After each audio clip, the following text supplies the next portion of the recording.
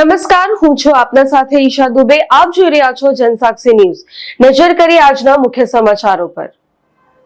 ખેરગામ તાલુકાના પાટી ગામે 22 ફળિયામાં આવેલ શ્રી રામેશ્વર મહાદેવ મંદિરના જીર્ણોદ્વાર અર્થે તારીખ 8/2/2025 થી 10/2/2025 સુધી ત્રિદિવસીય પ્રાણ પ્રતિષ્ઠા મહોત્સવ યોજાયો હતો। અત્રે ઉલ્લેખનીય છે કે લગભગ 110 વર્ષનું જૂનું આ મહાદેવનું મંદિર જેનો જીર્ણોદ્વાર મુખ્ય યજમાન પરિવાર અને સમસ્ત ગામ દ્વારા કરવામાં આવ્યો હતો। પ્રતિષ્ઠા આચાર્ય તરીકે ખેરગામના પ્રસિદ્ધ કર્મકાંડ આચાર્ય શૈલેષભાઈ એલ રાજગુરુ, ઉપાચાર્ય તરીકે જ્યોતિષાચાર્ય માક્ષિતભાઈ રાજગુરુ અને કર્માચાર્ય તરીકે હિતેશભાઈ પુરોહિત દ્વારા સેવા અપાઈ હતી। ભગુભાઈ બાબરભાઈ પટેલ પરિવાર તથા પ્રભુભાઈ બાબરભાઈ પટેલ, સન્મુખભાઈ ધીરુભાઈ પટેલ પરિવાર દ્વારા આ ત્રિદિવસીય મહોત્સવના મુખ્ય યજમાન પદે રહી યજ્ઞ કાર્ય સંપન્ન થયું હતું।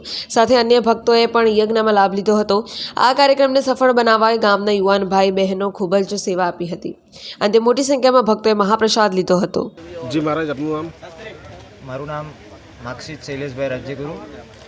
પરમ કૃપાળુ પરમાત્માની અસીમ કૃપાથી તથા શ્રી રામેશ્વર મહાદેવની અસીમ કૃપાથી સમસ્ત પાટી 22 ફળિયાના ભક્તો દ્વારા આયોજિત ત્રિદિવસીય પ્રાણ પ્રતિષ્ઠા મહોત્સવ અંતર્ગત આજે વિરામના દિવસે એટલે કે અંતિમ દિવસે ભગવાનની અસીમ કૃપાથી આ 3 દિવસનો કાર્યક્રમ અહીંયા નિર્વિઘ્ને સંપન્ન થાય છે।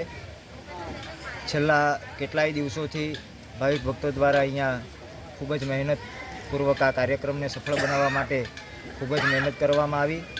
3 દિવસ વિશાળ સંખ્યામાં ભગવાન શ્રી રામેશ્વર મહાદેવના સાનિધ્યમાં ભક્તોએ મહાપ્રસાદનો પણ લાભ લીધો અને તારીખ 8 ફેબ્રુઆરી 2025થી લઈ અને આ 10 ફેબ્રુઆરી 2025 સુધીના 3 દિવસનો કાર્યક્રમ ભગવાન શ્રી રામેશ્વર મહાદેવની અસીમ કૃપાથી અહીંયા આજના દિવસે સંપન્ન થાય છે।